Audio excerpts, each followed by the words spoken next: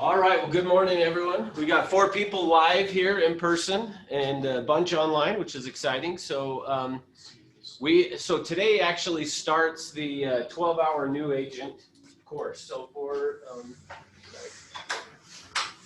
the next 6 classes, count towards that 12-hour new agent course. And so we have to spend 4 hours on the REPC. So part of why I'm saying that is what happens is sometimes people will come back to me and go, oh, I already did the REPC, because in a couple of weeks, I don't remember the exact date, but I'm going to tell you guys, hey, you need to take this class on the REPC, and you're going to say, oh, I already did the one with Rob. So just keep in mind, out of the 12 hours, 4 have to be spent on the REPC.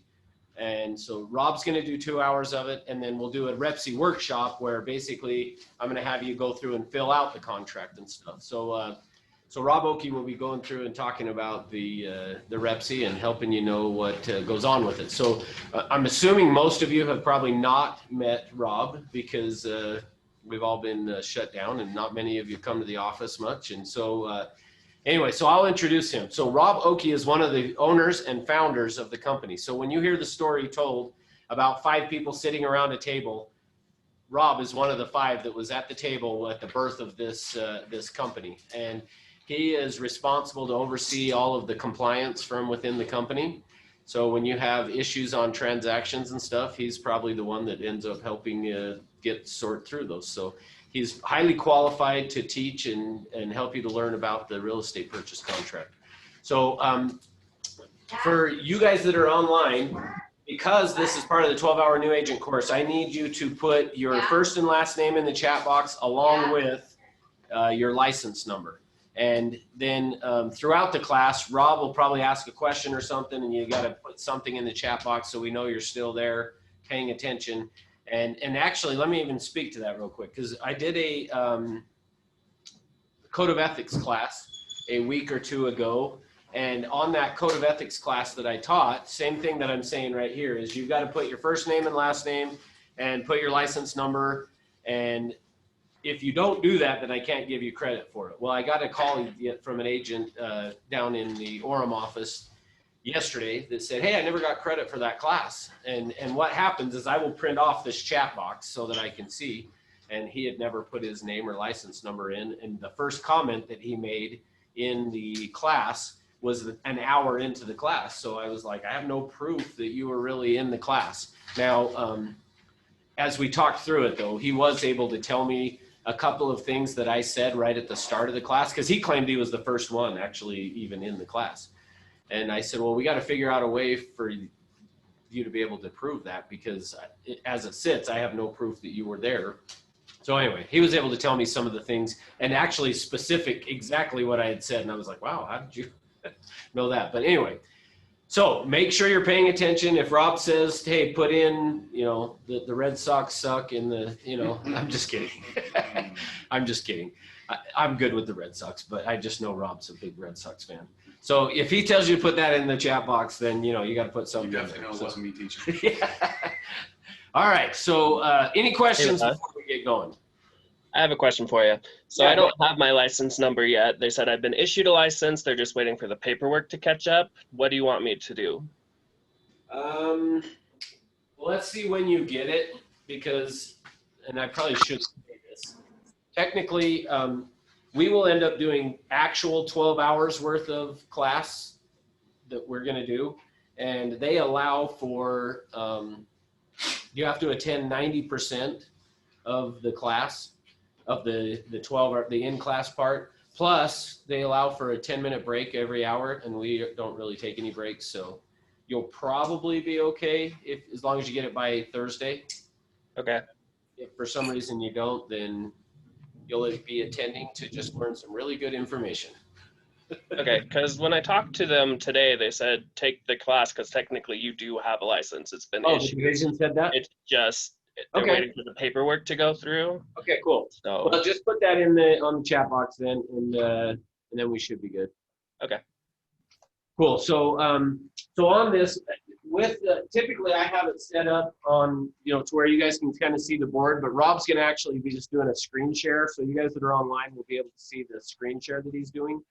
And so as a result of that, I know Jordan. I don't know if Jordan's on. Are you on here, Jordan? Gordon's not on. But if for some reason you guys can't unmute or something and you have a question, just put it in the chat box. And then if somebody else that can unmute, like Philip, maybe you could just get Rob's attention, you know, unmute and tell him, hey, there's a question in the chat box or something. So, but for the most part, it's probably going to be better if you just unmute to ask him the questions, because I'm not sure how much he'll be looking at the screen or the chat box. So anyway, all right, any other questions? All right, Is it going to be on there too? yeah, are you ready? I'm going to just do the screen share and we'll get up there. So again, you guys, if anybody joined just recently, make sure you put your name and license number in the chat box so that I can have that to give you credit.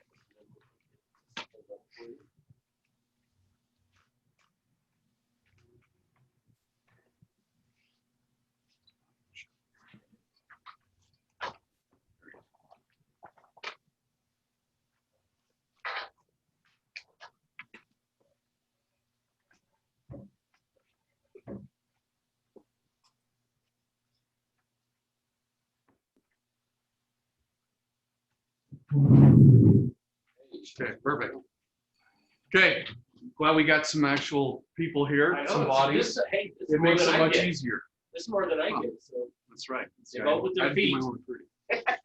So, welcome everybody. Glad to see everyone here, and those that I can't see, glad you're attending. So what I promise you, I don't care how long you've been doing real estate, I guarantee you're going to be I learning. thought the same thing when I was getting on the stairs. I was like, I wonder if people can see.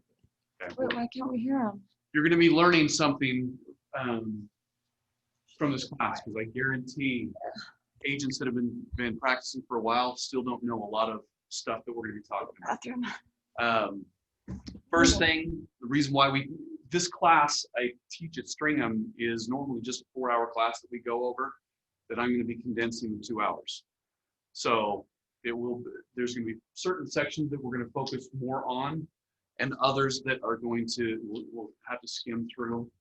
But the key part about it is, if you have not read this contract or any of the contracts that you guys are asking your clients to sign,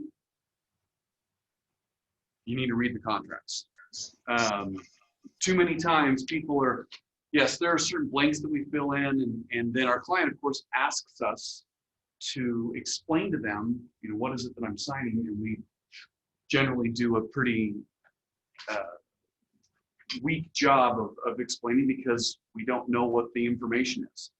So you're in this is my little quick soapbox thing, you're in this industry to help and assist people purchase or sell probably the most expensive asset they have in their life.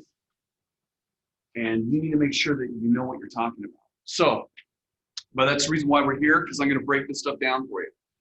Believe it or not, we're going to spend probably a good 15, 20 minutes just on this first paragraph. And the reason why is because, and Belladonna is telling you to go downstairs. I'm aware. Yep, exactly. So this paragraph is one of the key things the division will look at as a reason that you could lose your license. And one of the main reasons why is because the division is very concerned about protecting the public's money. So this first paragraph talks about earnest money, which in essence is the public's money. So we need to make sure that we understand the things that we need to do to protect that earnest money as much as we can. Now, there are certain things that we can't protect. If our client does something that they are not supposed to do, and we've given them counsel, we've told them what they need to do, and they choose not to follow that guidance, well, that's not on us. And so that's what the division is going to make sure that what we are doing are the things that we can control. So first part about this, okay, there are 2 timelines that this first paragraph talks about. Each timeline is broken up basically in four calendar days, okay? So this first section where it says an earnest money deposit in the amount of whatever it is, and in the form of whatever it is, the two most common, either personal check or a cashier's check or money order. They're usually what you're going to be filling out. So you're going to be putting that in at your choice. It says, after acceptance of the REPC by the buyer or seller. So if you just take that first up to that comma, we read this. Property described below agrees to deliver. They're going to deliver no later than 4 calendar days after acceptance. Did I No, Two sorry, months. she sent me an email, like I just saw it. Yeah, okay. For 20. So this first timeline, when do we need to receive the earnest money? 4 days after acceptance. Okay, that's when we need to receive it. So what if you received it when you're writing up the offer? Is that a problem? Okay, it's not a problem. When do you need to turn it into the office? Depends what day, are we assuming this is today that the offer's being made? Sure, we'll give a scenario. So, 26, 27, 28, 29. so yes, if today, well, the scenario is this. We're going to say we're writing an offer today. And what is today? Tuesday? And our offer gets accepted on Thursday. Okay, so if our offer is accepted on Thursday, by what date is the latest that we have to receive that earnest money? 31st. So I don't know what the calendar days are. So just go days of the week. So if Thursday is the day that we got accepted, Friday, Saturday, Sunday, Monday. That's when we have, no later than that, we have to receive it. Okay? Now, if you did write the offer today and you received the check today, then you've already satisfied that first timeline, right? Okay? So now we go to the next part. Let's read it again. The property described below agrees to deliver no later than 4 calendar days after acceptance an earnest money deposit in the amount and in the form. So after acceptance of the REPC by the buyer and the seller, and I think it'll be okay. okay, and receipt of the earnest money by the brokerage. The brokerage shall have 4 calendar days to deposit. Okay, so we got two. Do you see the two timelines first off? After we've received it, or sorry, after acceptance, we have to receive it. And then after we have acceptance and receipt, we then have time to deposit. So first off, what is the maximum amount of time that the brokerage could take to deposit earnest money once we got accepted? 8 days. 8 calendar days is the maximum amount. The contract states that it can be accepted and deposited, received and deposited. So that means that you'd have to wait. So again, if we got accepted on Thursday, that means we would have to receive it on Monday. So Friday, Saturday, Sunday, Monday, we'd have to receive it. And when I say we receive it, you, the agent, receive it from your client. That's when you receive it. Then the brokerage would have 4 calendar days to deposit it. So Tuesday, Wednesday, Thursday, Friday. By the following Friday, it would have to be deposited into the trust account. Okay? Does that timeline makes sense, right? Any questions about this? The rest, let me know if there's. So just a quick question. Do we actually make an account for each individual client that we have? So like, say it was $4,000. $4,000 is going into the account, the buyer, the seller, right? Its own individual account, or is it a trust No, account? the brokerage has a trust account, which all of the money goes into one account, but then we have an individual tracking of every single earnest money. So, but there's only one bank account where that goes into. Okay, so we got the maximum 8-day possibility. So now let's break it up a little bit. This is the whole point. We're going to see how well you guys understand this. So our first example, we write the offer today, Tuesday. We get accepted on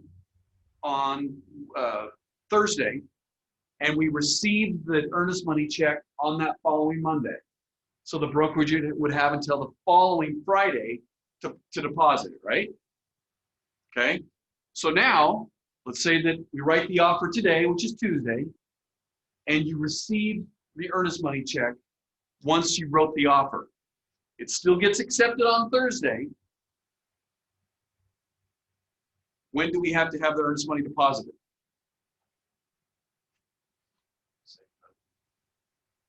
So the following Friday?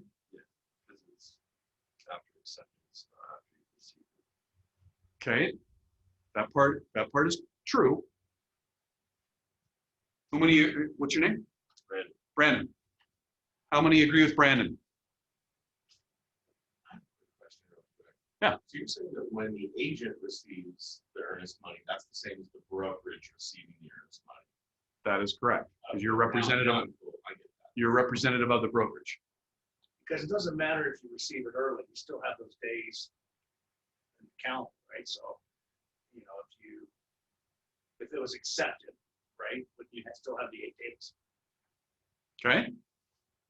So right now the question is, there's a couple people say that they still have 8 days, even though we received the earnest money check when we wrote the offer. It would be Monday. Monday, what would be Monday?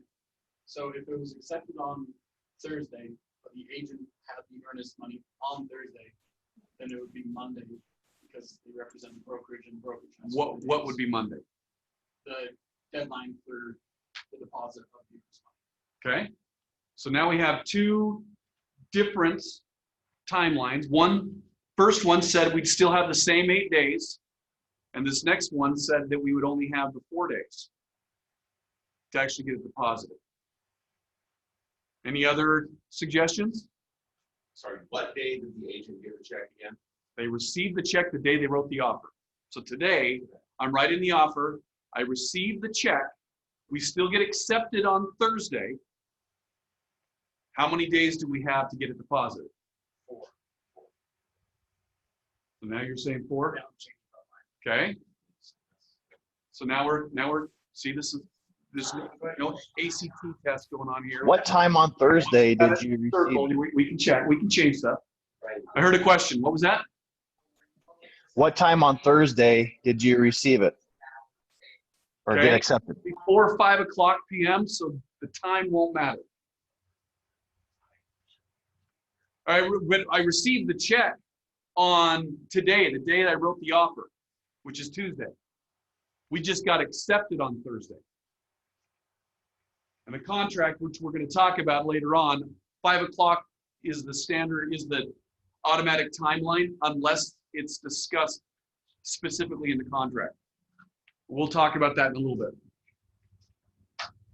Since it got accepted on Thursday, wouldn't it be Monday that you'd have to have it in? Because that'd be 4 days from when it was accepted. Are you saying that it just needs to be, it needs to be deposited on Monday? By the latest, Okay. So we still have sounds like we got 2 options. It has to be deposited on Monday, or there are potentially 8 days, which would be that Friday, unless we're amending our answer.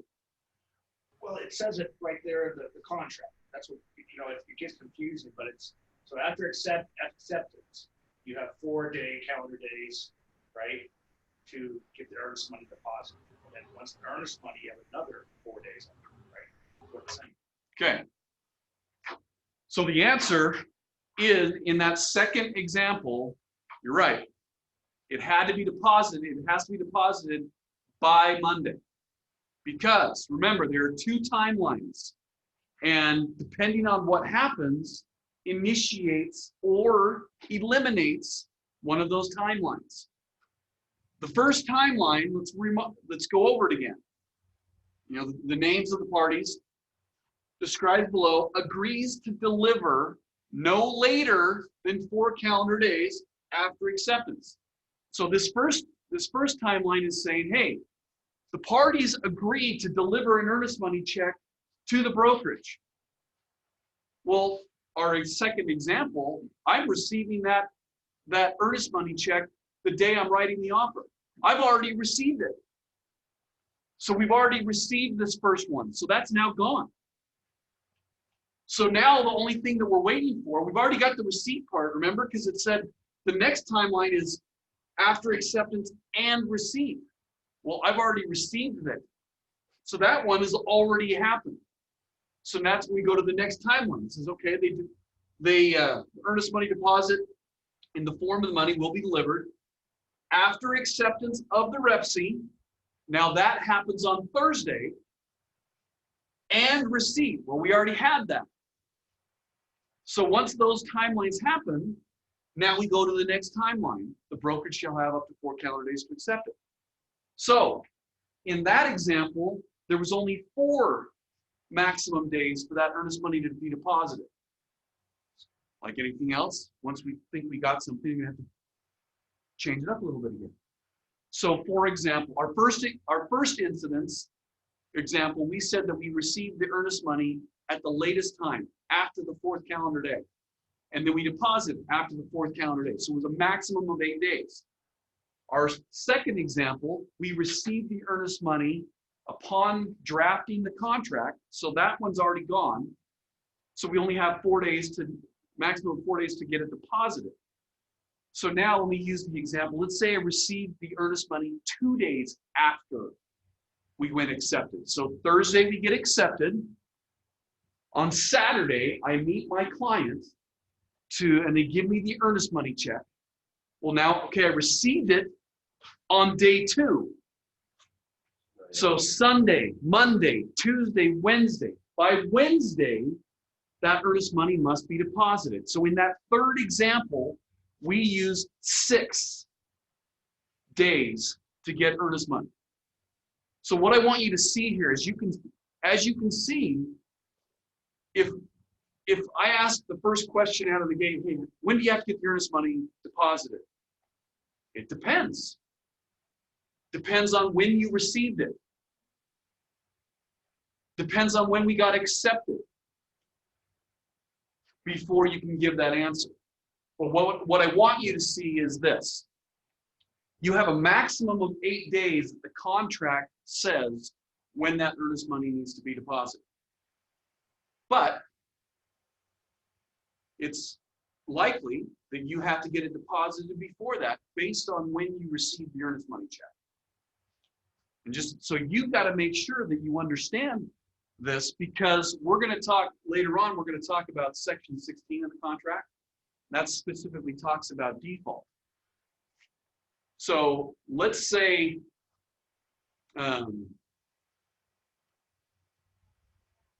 that I received the earnest money check on day 5.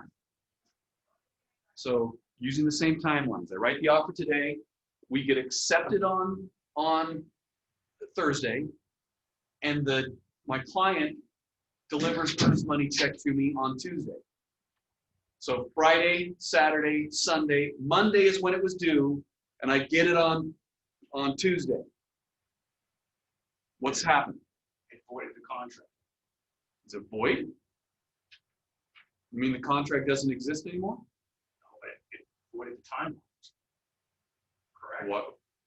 So this is one of the word void, and we're guilty of this as instructors. We've in your training classes. I know when I took real estate classes, I remember hearing void, voidable. You know, so often I believe we misuse that. So what I would have you use is change your words a little bit, because sometimes you might be right, but more often than not, the word is misused. In this example, the contract is void. Well, it's void or voidable? And by whom is it voidable? The state. The state contract.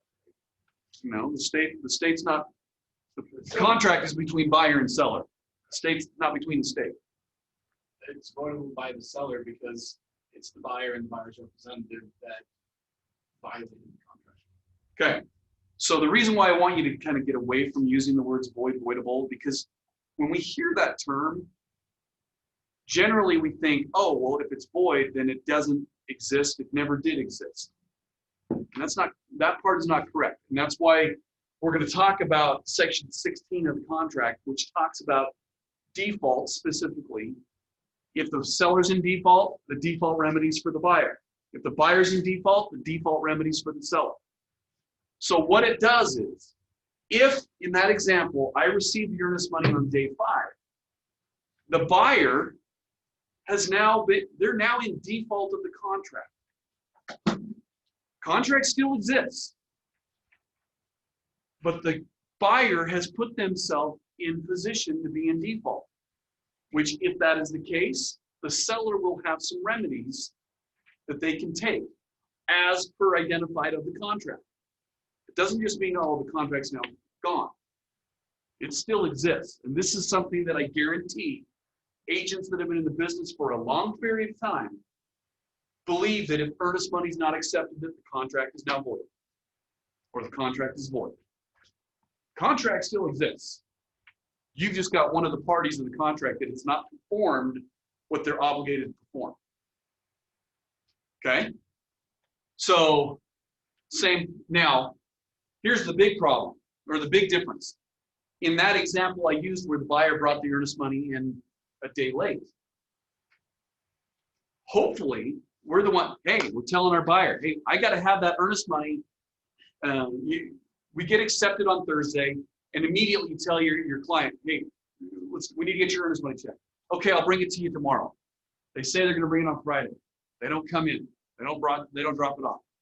Oh, I got busy. I can't worry about it. Can I meet you on Saturday to do it? Sure. Okay, you try to meet them on Saturday. Something else comes up. They can't do it. And you tell them, I'll drop it off. I'll come to your house. I'll drive it on Sunday. I'll drop it over to you. Okay, I need to get that earnest money check, because if we don't get that deposited by Monday at 5 p.m., which is what we're going to talk about timeline later on, at 5 p.m., if we don't get that deposited, you're going to be in default. Oh, no problem. I'll drop it off on Sunday. Oh, you know what? Car broke down. I couldn't get it to you. Okay, we need to get this earnest money tomorrow. Or we need to ask for an extension. Will you deliver it to me? Yes. We don't need to worry about asking for an extension. I will have the earnest money to you on Monday. I promise. 501 comes. They drop earnest money off to you. It's as if they gave it to you the next day. It's late. And they put themselves now in a situation. Now we should be telling them, hey, if we don't get your check, if we don't receive it by 5 o'clock, you're in default. Okay, no problem. As long as we tell them that.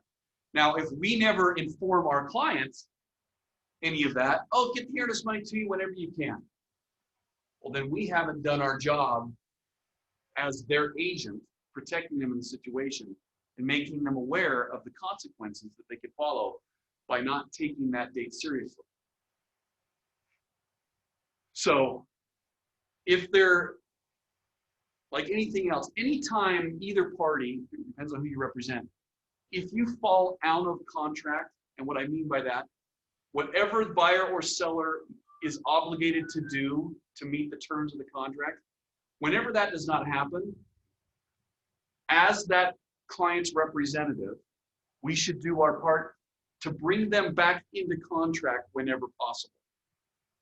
Or we should at least be protecting our client. And so specifically, let's just say like a deadline, a due diligence deadline. We have until that deadline, which we're going to go over, to before the deadline to cancel the contract to protect our client's earnest money and everything. Okay, we want to do that before the deadline. If we pass that deadline, well, hopefully, buyer and seller will agree to change that deadline. So now by doing that, you bring your client back in compliance of the contract, so they're no longer in default. We'll talk about that in a second. All I want to get right now, you guys understand the difference of the 2 dates. And when it can be 4 days, when it can be 6 days, 5 days, 8 days. Does that make sense? Okay? Speak up now if not. Okay, makes sense. So the other thing that in this contract, that I believe they changed this contract about now been 4, 5, 6 years ago. And I believe it was a little bit of a mistake. There used to be some language in this upper section that identified that the earnest money was going to be deposited into the buyer's brokerage trust account. When they removed that certain section, they also removed the buyer's brokerage trust account, or buyer's brokerage. Now, if you see the brokerage, just as the brokerage, shall have 4 calendar days in which to deposit the earnest money into the brokerage real estate trust account. So, if the seller deposits it into their trust account, are they in compliance of the contract? Yes. The answer is yes. If the buyer deposited it, it gets deposited in the buyer's brokerage, they're in compliance. All it has to happen is it must be deposited into the brokerage trust account, which is either the buyer or the seller. Those are the 2 options. That's what the contract allows. So I got a client who put a $5,000 earnest money deposit, but I think it was our brokerage that we put it into. Is that correct? I don't know. Tell me. I don't know what your contract was. So you're saying they could put it either in the buyer's brokerage account, trust account, or the seller's? Do we have? According to the contract, that can happen. Okay. So were you representing the buyer? Yes. Did you collect your earnest money check? Yeah, we did here. Did you deposit? You Yeah. dropped off here, then it got deposited into the buyer's brokerage. Okay. So, but here's an example. There are some companies out there that do not have a trust account to collect earnest money. There are other companies that don't collect earnest money. So they will either have it deposited at a title company, or it can be deposited with our company. We represent the seller. Now, if we represented the seller in that type of a transaction, and the buyer doesn't have a trust account the buyer's brokers doesn't have a trust account, and they ask us, hey, well, we don't have a trust account, can we put it into your brokerage? Absolutely. We would then receive a confirmation of receipt of earnest money, show that it was deposited, and we give the documentation for it. There would be no further documentation needed outside of that. However, there are other brokerages that ask to have the earnest money deposited into a title company trust account. Escrow account. They're all going to be a title. I mean, an escrow and title, it's going to be the same thing. But I say escrow. Are you from California? No. Okay. When I hear people say escrow account, it's usually someone from California, just the way that they have the terminology. So in Utah, we do title and escrow at the same company. But all of those are still held into a trust account. So the title company has to establish their own trust account to hold money. So an escrow account is just where they establish, they're completing the escrow process. So it's a trust account is what it is. But the key thing is, in the past, up until about a year and a half ago, there was not an addendum. The state had yet to create an addendum that had some specific language to do this. And so agents had to draft their own addendum that said, hey, that buyer and seller agree that earnest money will be held at ABC Title Company. And if buyer and seller agree, now they're changing the term of the contract using an addendum, which is perfectly fine. If that now happens, because a form has been created already, you are obligated by the state to use any state-approved forms or clauses that are already in existence. And if not, then you have the ability to, at limited discretion, use an addendum to create your form. So there is a title company addendum that you must use. You've got to use that one, because what happens when this earnest money gets held at a title company, again, we're gonna in section 8, we're gonna talk about how that earnest money can be released back to the party if necessary, without the obligation of both parties authorizing that release. We'll talk about that in a second. But a title company, even though the contract may say, hey, I don't need the seller's authorization to release that earnest money to the buyer, a title company is more than likely still going to require signatures from buyer and seller to release that earnest money back to the buyer, if that happens. So that makes it more restrictive for that buyer to get their earnest money back when they might be entitled to it, because the seller may not want to release it. So holding the earnest money at a title company can be more challenging for buyer or seller, whoever is entitled to it. And that addendum that I'm talking about makes it clear. It says, hey, even though one of the parties may not be authorized, may not need to sign this, the title company may require signatures by buyer and seller before this earnest money is ever released. Are you sure you want to do this? But if, let's say I'm just saying, since my buyer has the earnest money deposited in our brokerage, is it easier for us to hold on to that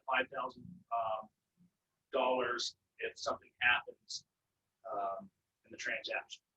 Easier to hold on to or easier to release? Easier to hold on to. Like we might be worried about them taking the $5,000, right? How can someone come in and take money That's what I'm from them? wondering. They can't really.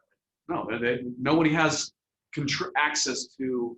It's not a public funded. I mean, okay. We have control, so we have to release that earnest money. Okay. So that's one of the advantages, is this gives us control of that earnest money. So my suggestion and recommendation to you would be to make sure that you maintain that. Whenever possible, have your earnest money deposited with us. Okay. So this is that, believe it or not, like I said, we've gone 20, 25 minutes just in this piece, and we're going to try to blow through a bunch of this. But I want you guys to understand the importance of earnest money. Too many times people have, I've got one example where we held a $100,000 earnest money check, and it was turned in late, which immediately the seller would have the right to cancel the contract. And do what? Well, they haven't received it yet. They can demand that the earnest money be released to them. Fortunately, buyer and seller worked it out. They just moved forward. But by not receiving that earnest money on time, the buyer was in default, and that earnest money, if the seller chose to, could have gone to them and immediately made $100,000, put the property back on the market with someone else, and they could have made more money. This is a pretty heavy ethics issue, because you could vary, isn't there just one person that knows when that's getting turned in, say, an hour late or a full day late, which would be the agent? Well, the buyer would know too. The buyer would know when they gave the earnest money. But say he gave it to the agent at 6 o'clock in the evening, and the agent, who else knows besides the agent and the buyer?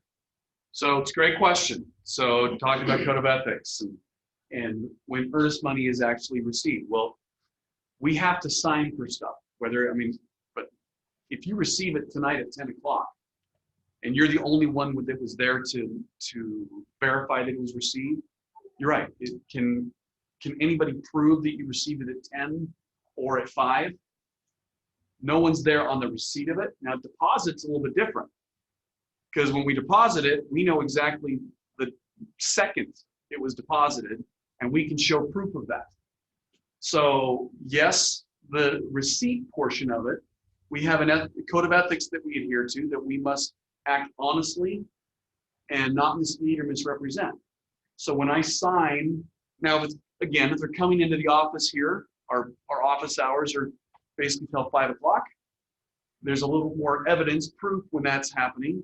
But if you received it And I'm sure it's happened many times. People receive it after the first 4 days, but they state that they received it within the first 4 days. So that part is more difficult to prove. And yes, we need to follow the code of ethics. So what I try to do is, I don't even want to, I'm one of the guys, there are many people that can walk well left of the line, well right of the line, or right on the line. I try to give myself as much time as possible. If I didn't get the check until after it's accepted, I'm still trying to get it on day 1 or 2. You know, have I all of a sudden forgot that I had it or something comes up? Yes. And I don't want to give myself the last second if a mistake happens. Same thing on depositing it.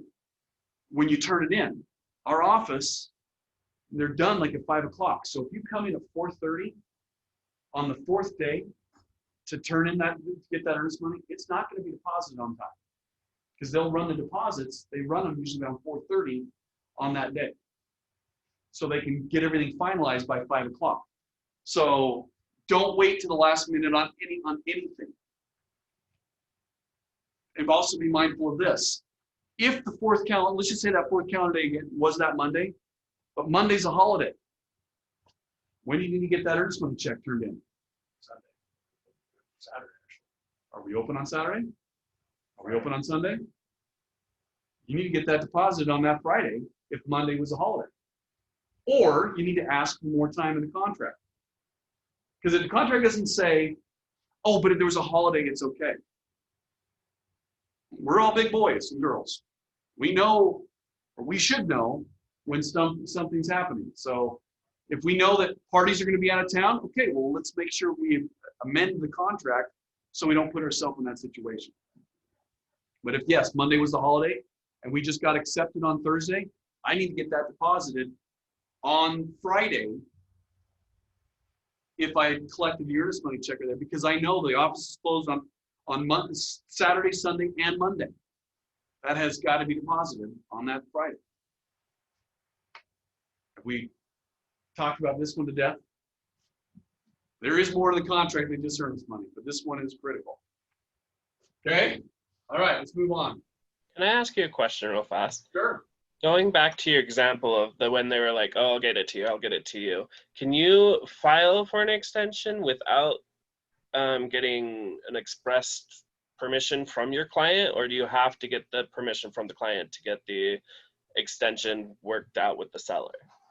Okay, it's a great question. So if I make sure I understand correctly, are you saying, without my client's authorization, can I request an extension with the seller? Basically, like, it's like he keeps saying, I'll get it to you, and you're like, well, why don't we like file for an extension, but they don't give you express permission to do it. Can you still do it or no? Okay, so first off, who is the offer between? It's between the buyer and the seller. Okay, so if it's between the buyer and the seller, by me getting authorization, how do I get, am I signing for my buyer? How do I get that authorization without the buyer approving it? Okay, that makes sense. Yeah. So I know what you were trying to say is, hey, I'm trying to do my job. I want to make sure that I fix the problem because the buyer never brought their earnest money check in. Well, no matter what, the buyer and seller, the contract's between them, and they need to be made aware of it. So they're going to have, in order to get an addendum, which is going to fix the problem, it's going to require the buyer and seller signatures. It's not going to be mine. And an email that they said, yeah, we're okay, we'll go ahead and extend. That doesn't change that's not an agreement. That's just basically like a verbal agreement is what that would equal. It's not enforceable. Okay. Okay. Thank you. You bet. Okay, we're going to blow through this. Okay, included items. So this contract fixed several problems that our old contract had dealing with included items. So we're in today's world, we have more devices that are typically Bluetooth or they're remote devices. I can plug on my phone and I can turn the thermostat up on right here on my house because I have a Bluetooth wireless thermostat in my house. Okay, the things have changed, right? It's cool when it's in our house, and when we sell our house, it's cool to market our house. But when we leave our house, we're like, wait a minute, my new house doesn't have that. I want to take that with me because that's so cool, right? The big one, and I'm just using the example, the Nest thermostat that exists now right now. See, when I bought my house, I want to go in. I no longer can function on that old white box thing that just had an up or down arrow that told me what temperature it was. That's so obsolete now. I got to have this round thing that's, when I walk by it, it lights up, tells me I know what temperature it's supposed to be, right? Or I can be in California and I can turn the heat on, cool off, whatever I can do from it. It's awesome. So now I put the home up for sale, and I want to display that I got the Nest thermostat, right? But now I sell the house. Hey, I just need to have a thermostat in there. That was $250, even though I got the $100 rebate. I'm taking that thermostat with me, and I'm going to put the old piece of crap one that never failed, that was only worth 30 bucks. I'm going to put that one back on, and I'm out of here. Okay? Or the other thing that's, we're going to have a little pop quiz. Let's see, I'm going to make this very general. What is the one word that you learned in real estate that you had no idea what it was until you took real estate class? Starts with an F. Oh, so, okay, that's another No, good. usually I'm at the end. Fixture was what I was going. Okay? None of us knew what a fixture was until we took real estate. And then once we took a real estate class, we are experts on what a fixture is, right? What is a fixture? It's attached, right? It's attached to the real property. So now that I've got the Webster's dictionary of a fixture, there is no way that I could ever be wrong, right? All of us took the same real estate classes. We are always going to be right, correct? Okay. So the fixture worked pretty well for a long time. And then technology happened. Technology occurred, and all of a sudden, what we used to have, this big, huge, massive TV that required 4 people to carry, and it was only a 32-inch. But you had to place this on some huge countertop. That's the old school. But then all of a sudden, flat screen showed up. And everyone started putting those up above the fireplaces. And they become attached to real property, right? But when they go to sell the property, no, the TV's not included. Well, sure it is, because it's a fixture. And what's a fixture? It's attached to real property. But of course, the buyer says that that's a fixture. The seller said it wasn't. You, as the agent who represented the buyer, said it was a fixture because you took your real estate class. And the other agent who represents the seller who took the same real estate class says it's not a fixture. See where I'm going with the fact that the terminology, what we think may actually be, sometimes isn't always there. So fortunately, this contract fixed a couple of things. So it actually talked about the Nest thermostat, for example. This part remained the same. It goes, unless excluded herein, this sale includes the following items if presently owned and in place. In the old day, you used to have, I know they still exist, what's that? Rent-to-own company. You always say rent-to-own. I have no idea how it works, but you can go buy a rent-a-sim. You can go buy a fridge, and you pay so much a month, and after 2 or 3 years, you paid enough, it's probably going to be yours. Well, did they own it?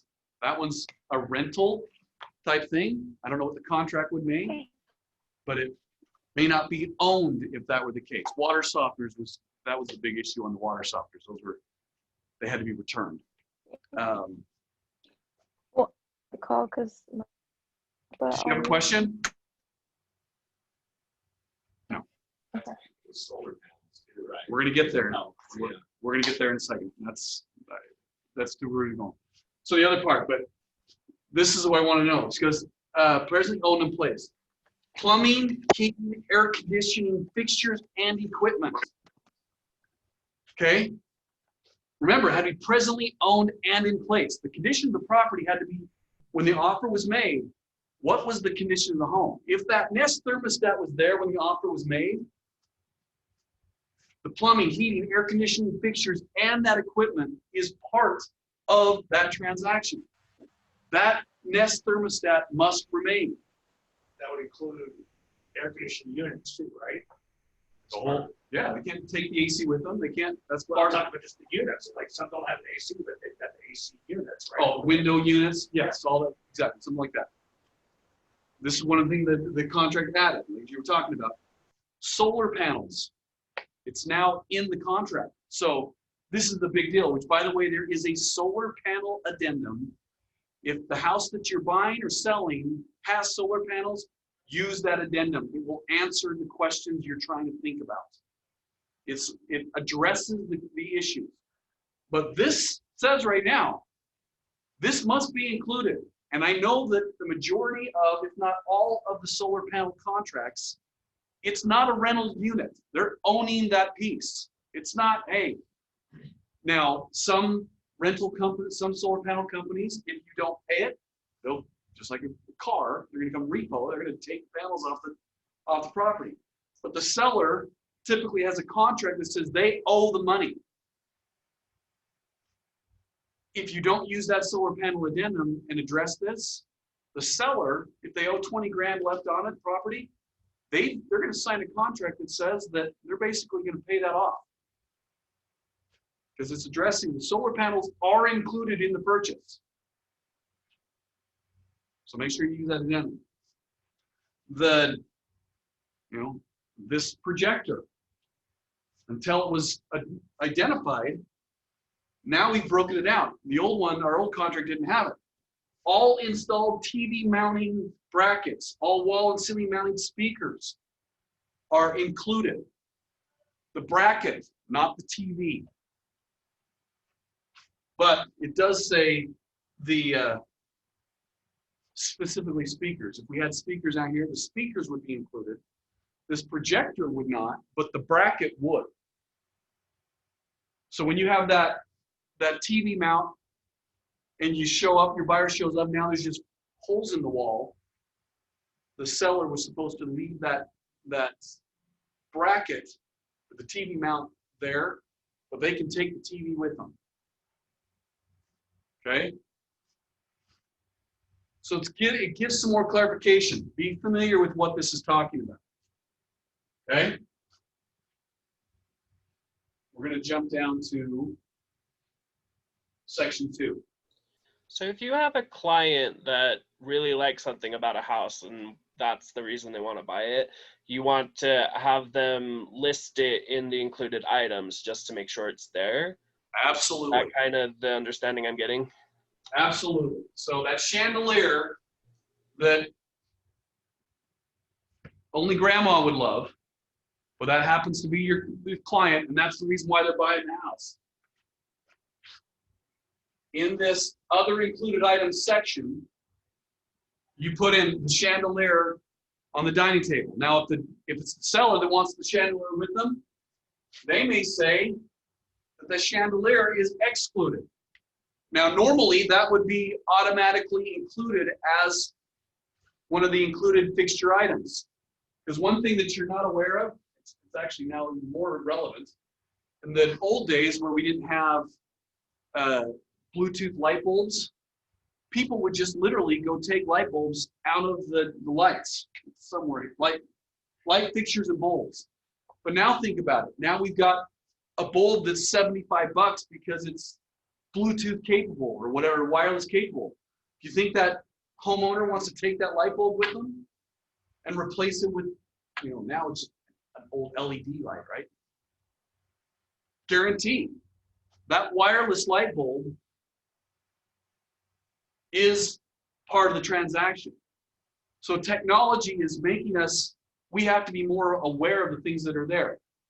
Now, like anything else, if the chandelier that I'm talking about, it's going to be much better if that seller does not want to sell the home with the chandelier, then remove it before you even put the thing on the market. So if you as a listing agent, talk to your client.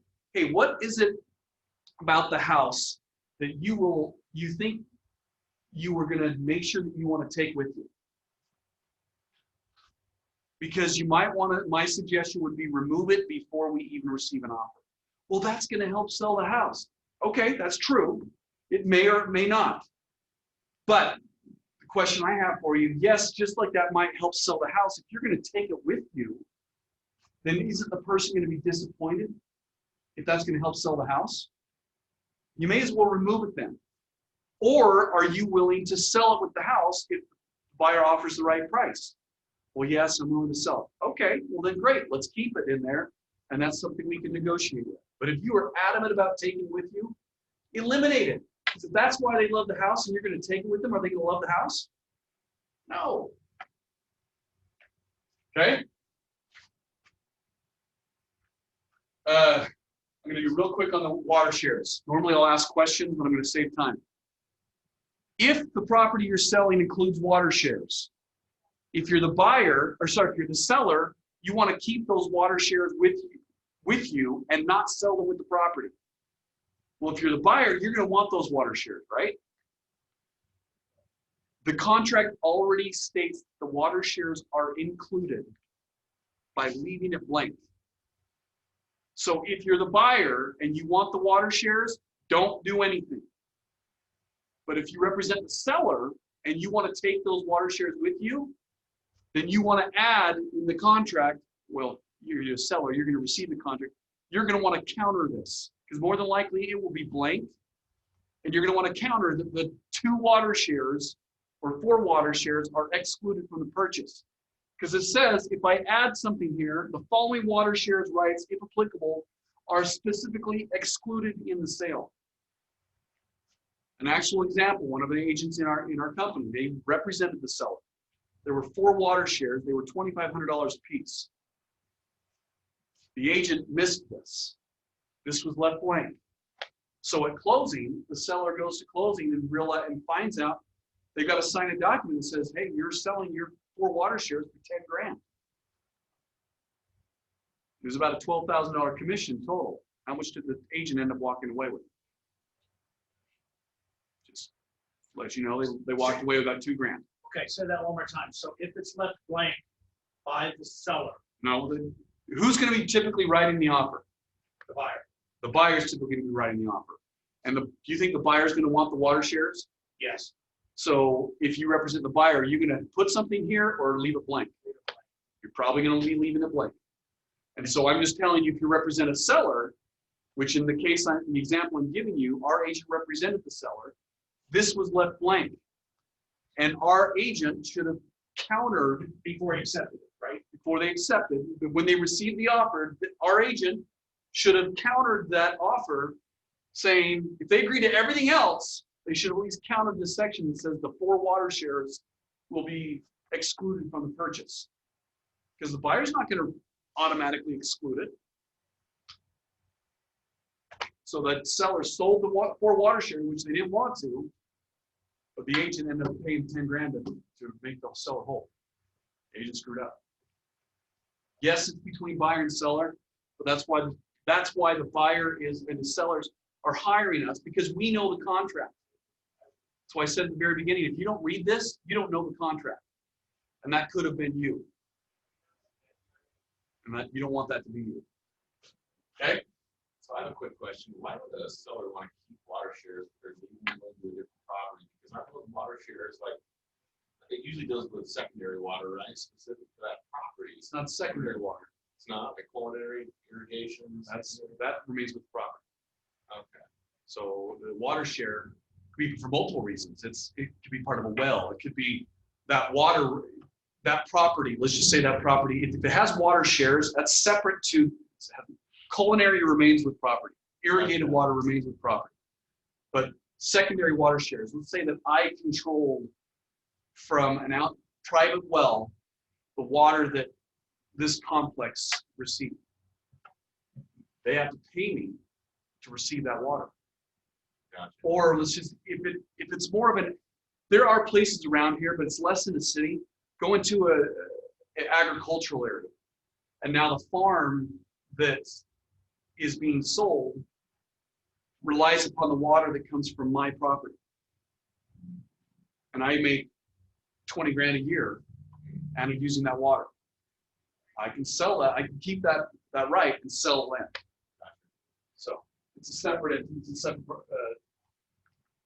water is like a real property. Okay, purchase price.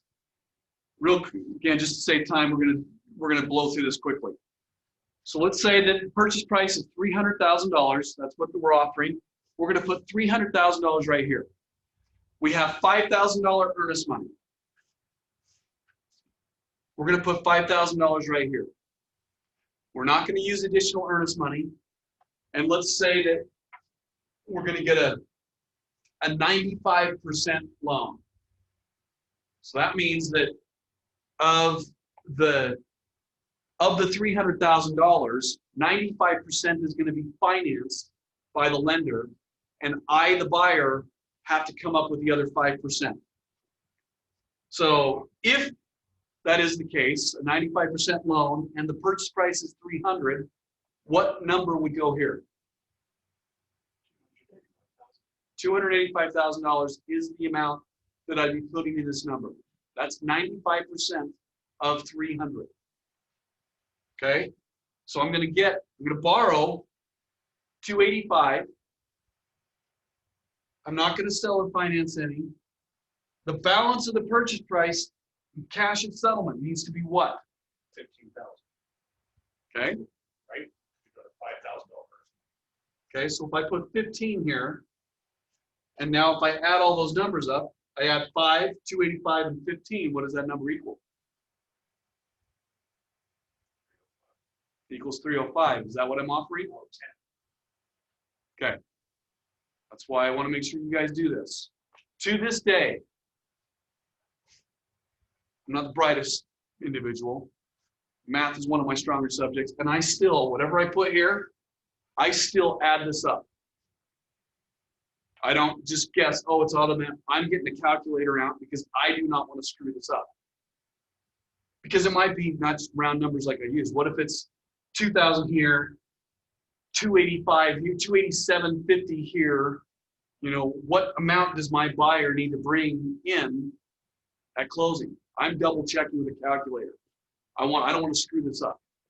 So yes, your 5% that you're having to use as your deposit, the earnest money comes out of that. So if 15 grand is what is the 5% they have to bring, it's minus the earnest money that's already been collected. That's why they need to bring in 10 grand at settlement. So all those numbers, whatever they are, those two numbers should be the same if you've done your math correctly. Okay? Now, one other piece about this, which is great, is even though, let's say that at the beginning I say I'm going to get a 95% loan, well then all of a sudden I realize, you know what, I don't want to worry about mortgage insurance. I've got the cash in the bank. I'm going to do an 80-20 loan.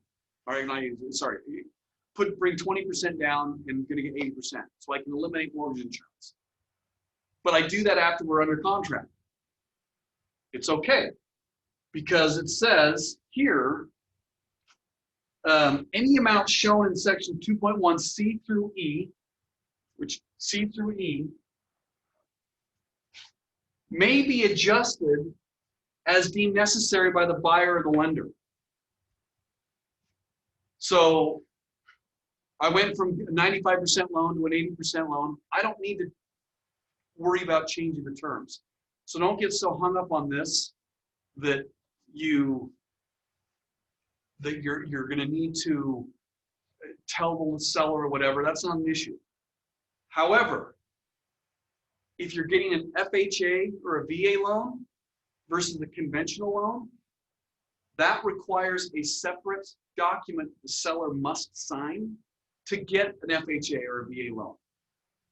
And if that's the case, you have got to include that with your offer. So if there's any chance that your client's going to go FHA or VA, you've got to submit that with your offer. If it's the opposite, let's say I did submit an FHA or VA addendum with my offer, but then my client decided to go conventional, well, that's fine. I don't have to worry about that. But you cannot switch from conventional to FHA without the seller's authorization. If that has to happen, the contract's going to have to be canceled. Because if the seller is unwilling to do that, you're not going to be able to do the deal. Okay? Subject to sale of buyer's property. This was added to this contract, which I'm glad. It is fantastic. I love it. It's full disclosure. It just says, is this offer subject to a property to sell? And I know what's going on right now. Multiple offer situation.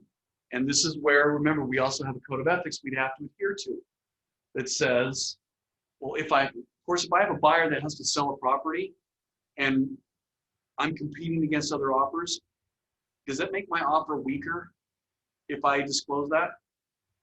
The answer is yes. I get it. But part of the contract is you cannot misrepresent or mislead. To form a contract, you have to have a meeting of the minds, and buyer and seller need to be aware of the same thing. So if you fail to intentionally fail, which is basically fraud, to disclose that there is a subject of a property that has to be sold, then you can lose your license for that. But the key part about this, and this is where people misrepresent.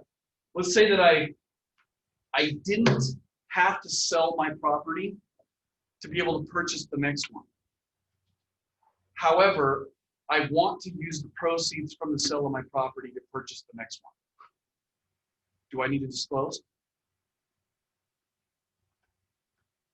It depends on whether or not you will buy the house without that property sale. What do you mean by that? You don't need to, but you want to. Are you going to buy the house regardless, or are you only going to buy it if that other property sells? Okay, so if I'm making an offer, hey, I'm buying, I want to make an offer to buy your house. So what would my intent be? Contingent on the other house. Well, that's if I disclose. But back to this example, because if I'm making the offer, I intend to buy it, right? So let's make sure you understand the question again. My question was, I make enough money that I can qualify for 2 loans. Okay? I don't need to sell my house to be able to buy this other property. But I do want to buy it.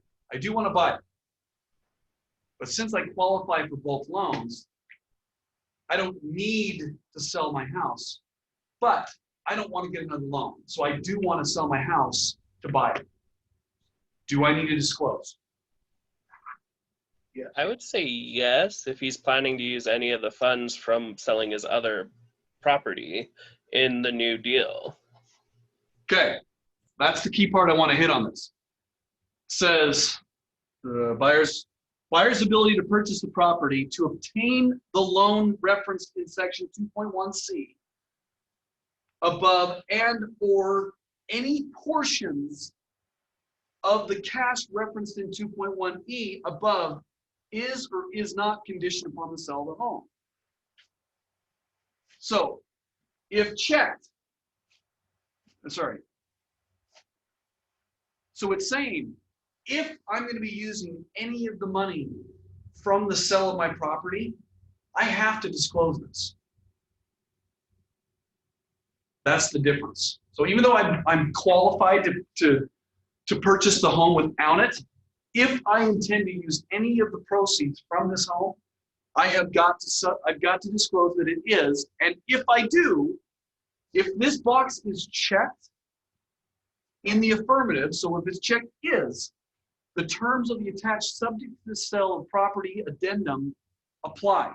So you must use this subject to sale property addendum if you check yes or is.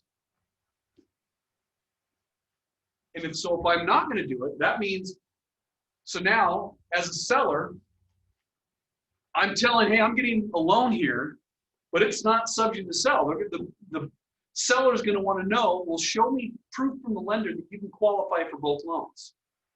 And you don't have to sell this property. Okay, fine, I can do that. But so you got to make sure that you disclose if necessary. Okay? Settlement and closing. We're moving on. What's the difference between settlement and closing?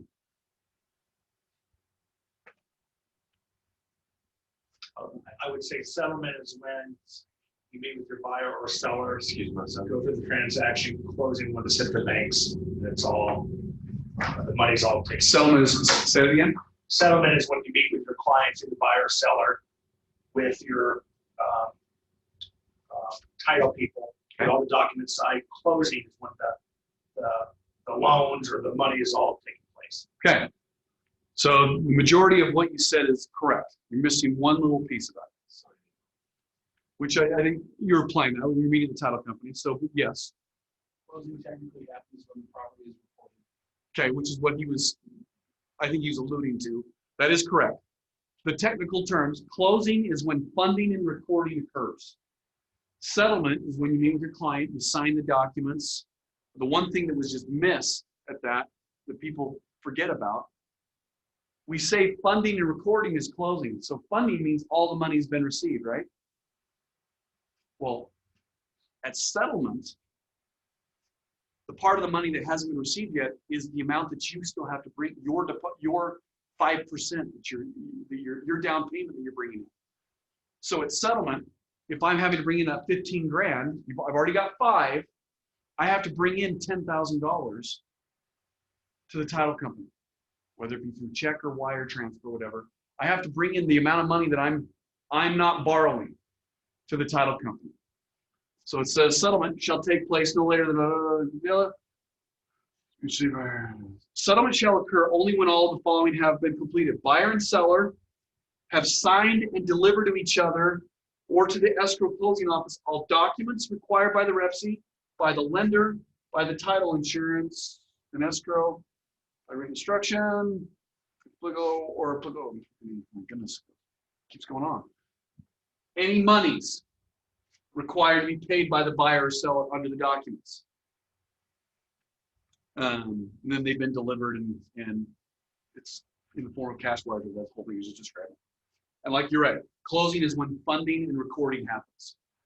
So we as agents, I'm still guilty of this.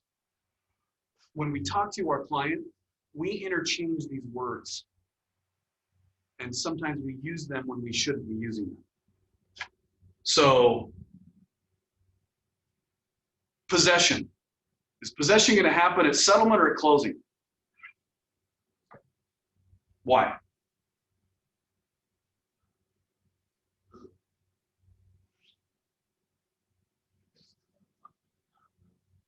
Okay. When does ownership transfer? At settlement or at closing? Transfers at closing, right? So if funding and recording has happened, so you are the seller, you're the buyer. At settlement, you guys just sign it. You still own the property.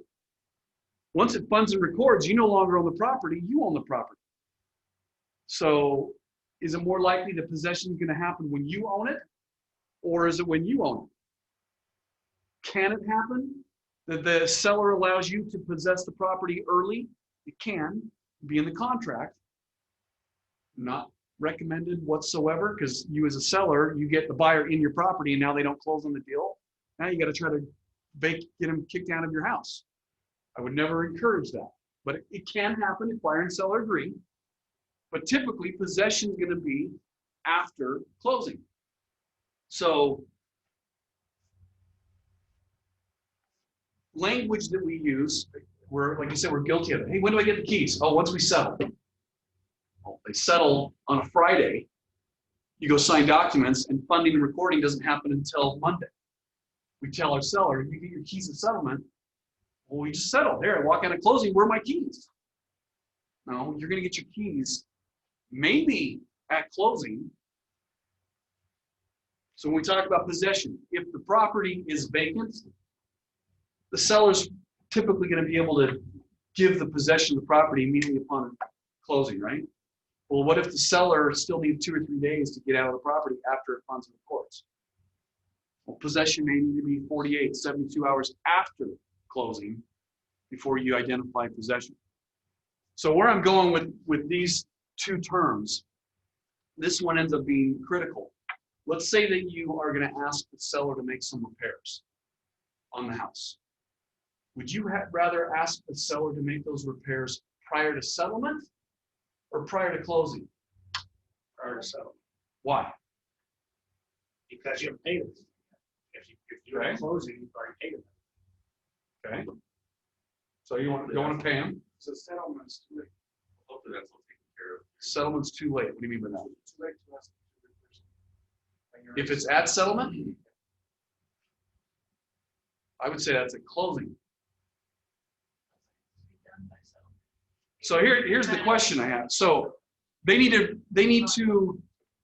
repair a railing on the house. Okay.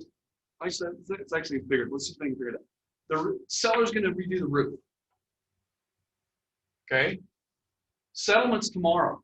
Roof hasn't even started. If your request is prior to settlement, seller shall have the roof replaced. Was it going to take longer than a day to get the roof done? Probably. So tomorrow is supposed to be settlement. They haven't started on the roof. Are you now obligated to go sign documents if the roof has not been done? You're not, because the seller, it said prior to settlement, the seller will replace this. Well, seller, when's the roof going to be done? Oh, they're going to be here next week.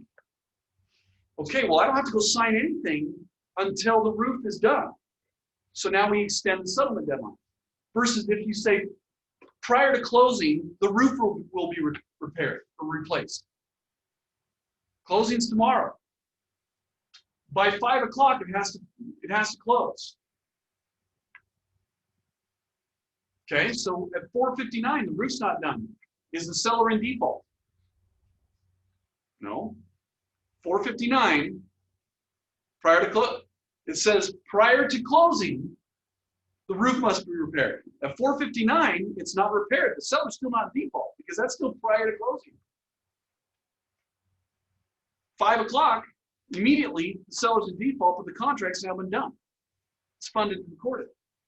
So now you've got to, it's more difficult to get the seller to do the things they were supposed to do. And if they're not willing to do it, now you got to go to court. So use this the right way. So if you're going to ask for any repairs, do it prior to what? Settlement. Prior to settlement.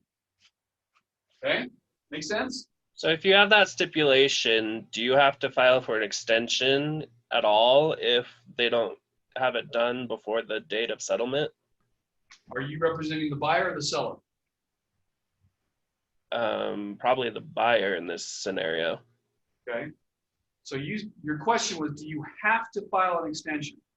You don't have to do anything. If you represent the buyer and by not filing an extension, you could argue that the seller would be in default and then section 16 will apply, which we'll get to. But like anything else, when our job is to facilitate the transaction. So let's say that you agree to extend the settlement deadline, but in return, the seller is going to do something else. Maybe they're going to release the earnest money already to you, or they're going to, because they need an extra, it's going to cost your buyer $1,500 for this 2-week extension, because now they have to provide, give another 30-day notice for their apartment. And so the seller agrees to pay that $1,500. In return, you agree to increase the settlement deadline. So this is all part of a negotiation. Does that answer your question? Yeah, thank you. Okay. Proration, special assessments, and fees. Anyone not know what a special assessment is? Okay. So a special assessment is typically tied around HOAs. So when you're part of an HOA, let's say that the HOA has 100 units that are in it. And if I'm one of the owners of one of the units, I own 1/100th of that HOA complex, right? Collectively, there's 100 owners of the property. And assuming the HOA has been turned, it's not with the builder still, because the builder will hold on to that until they sell so many of the units. The HOA, I have 1 of 100 votes on any decisions that get made in that HOA. Okay? So let's say that we belong, there's in our complex, which this example would make more sense now than maybe 6 months ago, but nowadays we're seeing a little more rioting, aren't we? Seeing more looting. We're seeing things that we may not be used to seeing here in Utah as in the past. Well, it turns out the complex that we have, because there's no outside lighting, cars are getting broken into. We used to have 1 car broken into 1 a year. Now we've had, in the last 6 months, we've had 40 cars that have been broken into because no cameras, no lighting outside. So the HOA has a special meeting, or they don't have to have a special meeting. They just say their monthly meeting, they talk about this. They say, hey, you know what, we want to install some outside light and camera and security. And 55% of the complex agrees. So, but the cost is going to be $300,000 to install the system in the complex. And 55% agreed to it, 45 said no. So now you've got, what is it, 3,000? Yeah, so $3,000 per individual, per unit, it will have to pay to have a lighting and security system installed. So because 45% of the people, 55% of the owners voted in favor, now the entire complex agrees to install that. And every individual will be assessed a special assessment for the cost of that $3,000. And they can define how that, it'll either be paid and owed in one lump sum, it can be made in payments, it's due by this date, HOA will determine all that. So that's a special assessment that the HOA said, hey, we're gonna put money towards paying this. That's what is identified in 4.2. If there's a special assessment, is it going to be paid by the buyer, the seller, or is it going to be split equally? Okay? You want to find out, if you're the buyer, you want to find out from the HOA, is there any special assessment that has been approved by the HOA board? We're going to talk about seller's disclosures in a bit. One of the things that the seller has to disclose to you is they have to provide the most recent minutes of their most recent meeting. Well, what if the special assessment was talked about 3 or 4 months ago? The most recent minutes doesn't say anything about it. We got to ask other questions. Hey, even though I got a copy of the most recent minutes, is there a special assessment that's ever been approved? And if so, when is it due? What's the amount? We want to ask that question because the most recent minutes won't tell us. Okay? Is that weird for an agent to contact the HOA on his own? It's not weird, but sometimes the HOA won't give anything to you as the buyer's agent. Okay. So it's the seller's obligation to provide it for you. But if you, I did 2 weeks ago, I called. Unfortunately, the HOA did release information to me. Still attempt. Some information they may release, other like documents they may not. Isn't there something like a day rate that people are kind of saying that you have to pay? Like we was talking about the home builder. There's transfer fee. Yeah. Yeah, so that's down here. So fees, change of ownership fees, HOA. So this has now become very, very popular, very common. Man, I gotta blow through this. Change of ownership fee basically just says to transfer from the seller to a buyer, the HOA is going to charge a fee of $1,000. Who's going to be responsible for that? It makes sense why they started doing it.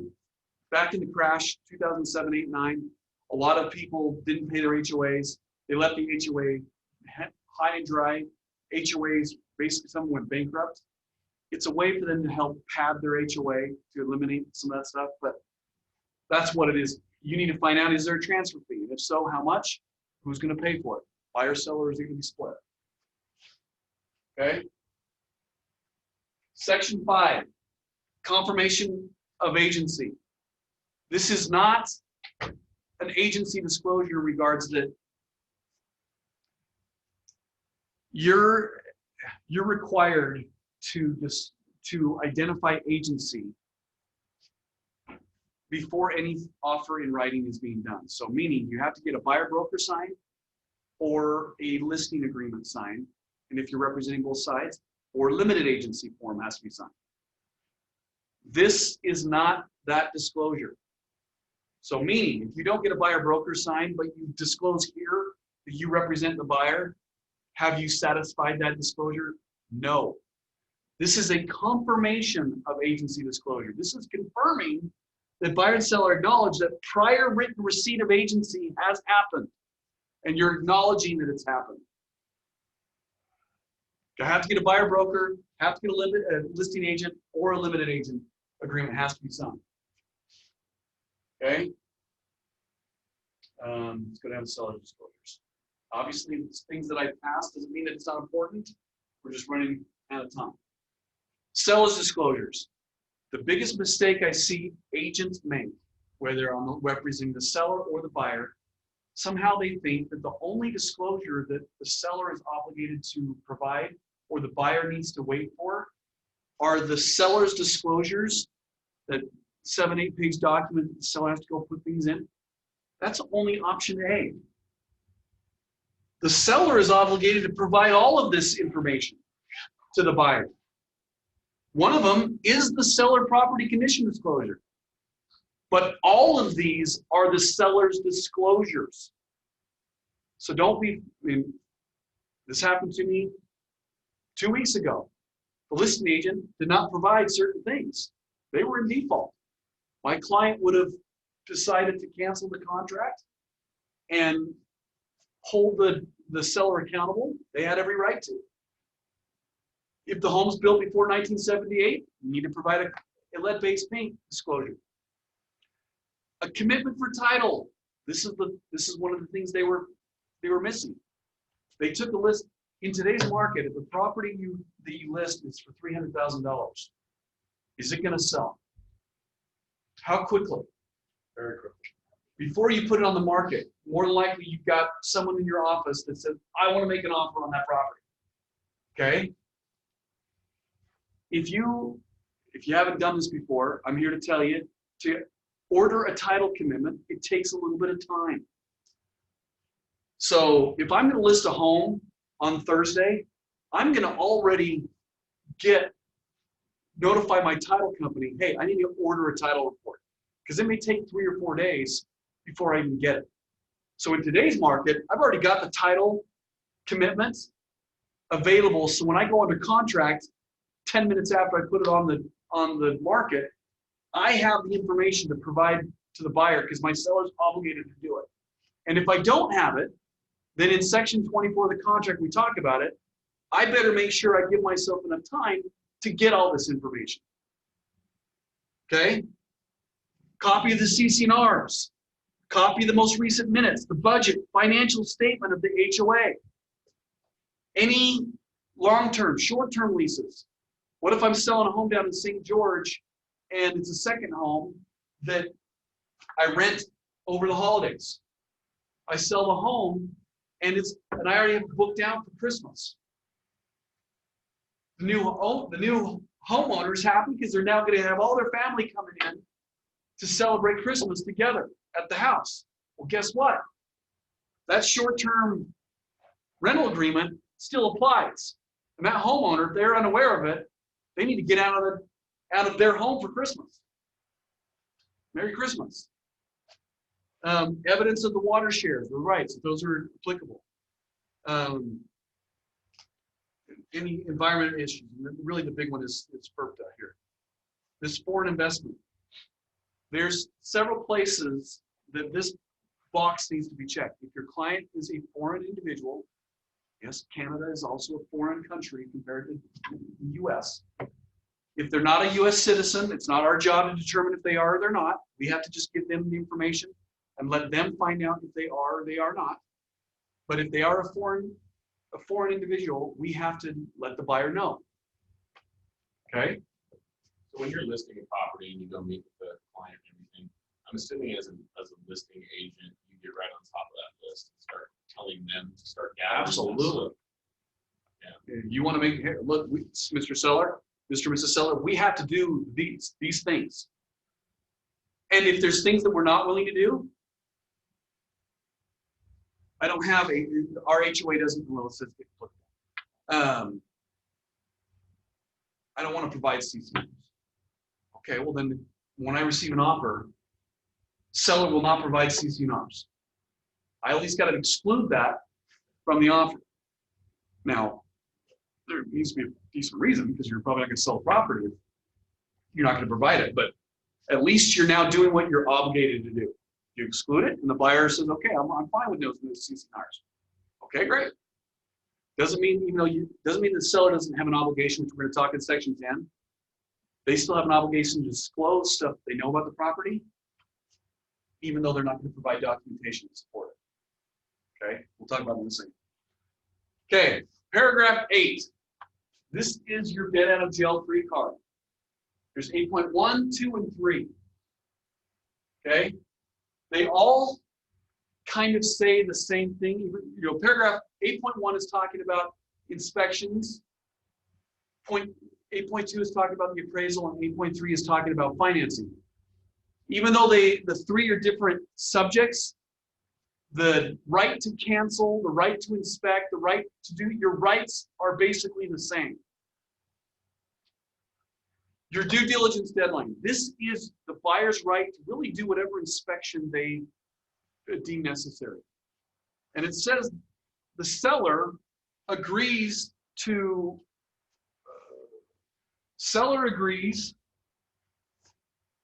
cooperate with the buyer's due diligence.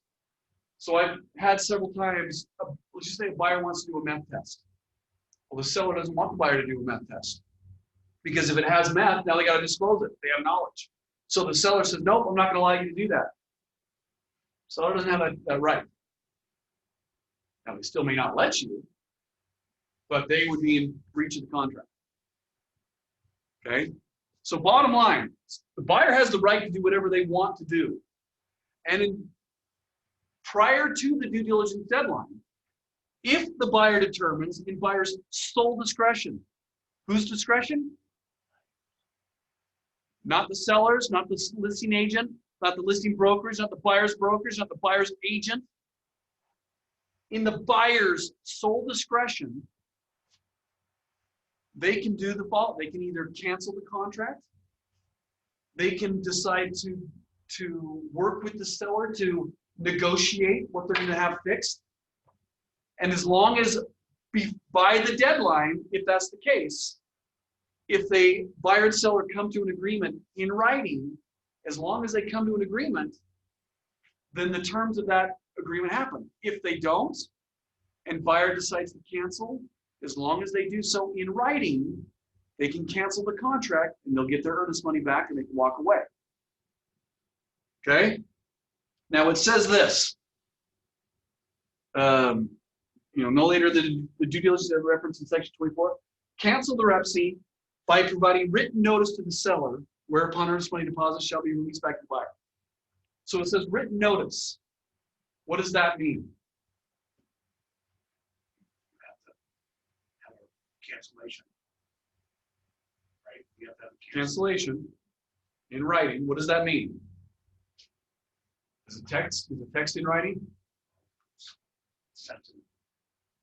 I sent a text. I sent a text to him. No, it's a contract form we find in .loop that we send to them, just like any other agenda. Okay, that's because it's been created, but that's not what it says here. It just says in writing. A text is in writing, right? Email is in writing. Fax is in writing. Technically, it was a voicemail because Is that in writing? Is that in writing? Is that in writing? Okay. I know where you're going. You're trying to like give. It's not what's been spelled. If you get anything from that example, contracts are black and white. They should be black and white. There's always kind of gray. Well, it doesn't matter. What's in writing? What's in writing? It also, real estate, we're tied to what's called the statute of frauds. Statute of frauds says everything must be in writing to be enforceable. A verbal contract. Yeah, I agree to sell you this, or whatever. Is a verbal contract a contract? The answer is yes. It's just not enforceable. Okay? So the answer to the question, a text, an email, and fax, whatever, in paper, it is in writing. So if that's the case, if I fulfilled my obligation, blank stares. Do I hear yes? Yes. Do I hear no's? Okay, you have to. It's always a trick question, right? In this part of the example, yes, I did fulfill it. However, the part that agents don't know, we're going to jump down to section 18. Section 18 talks about what notices are. Because a cancellation notice is a notice. Except it's provided in section 23, which talks about acceptance. All notices required under the REPC must be in writing, which text and email, fact, those are in writing. It must be signed by the buyer or seller giving the notice. If the text is signed, and I get the fact that emails, there's an argument of, because it has my name on it, that's an electronic signature, blah, blah, blah. But it still isn't really there yet. But let's just, even if it was, is the text signed? The answer is no. But also, and it must be received by the buyer or the seller giving the notice. So even though in paragraph 8, the text was in writing, like you've written notice, hey, my client's decided to cancel. The form that's been created, it has a signature by the party. And it's an actual document that's there. And that's the reason why it's available for you. Because people often try to send emails and texts and say that they're canceling. Well, that thing is not being signed by the other party. So therefore, they haven't fulfilled the terms of the contract. So that cancellation, you could argue, doesn't apply. Go back to that $100,000 earnest money. The buyer canceled before their deadline, and they don't do it correctly. Now the seller says, I want that earnest money. You didn't cancel me. Wait, so that's saying just if the buyer cancels, the buyer's the one that has to sign, not the other. Correct. This will require the sellers. And that goes back to what we said early on earnest money, where it said, buyer's right to cancel no later than the deadline. The earnest money shall be deposited, released back to the buyer without the requirement of further written authorization from the seller. That's the difference of being held at a title company. In a title companies that say, hey, we're not releasing that money unless we get buyer and seller signatures. That earnest money being held here, I don't need the seller's signature. That gives us more of that control. Okay? Appraisal condition, same thing. You got the deadline. If the home does not appraise, you can cancel by the deadline, by the appraisal deadline, but you must provide one thing that is very important because we're going to read in section 8.3. If you don't do this, it'll cost your client money. If you're canceling based on the appraisal, you must also provide a copy of the notice of appraised value. Doesn't mean the whole appraisal. You just have to show the page that says, what did the home appraise for?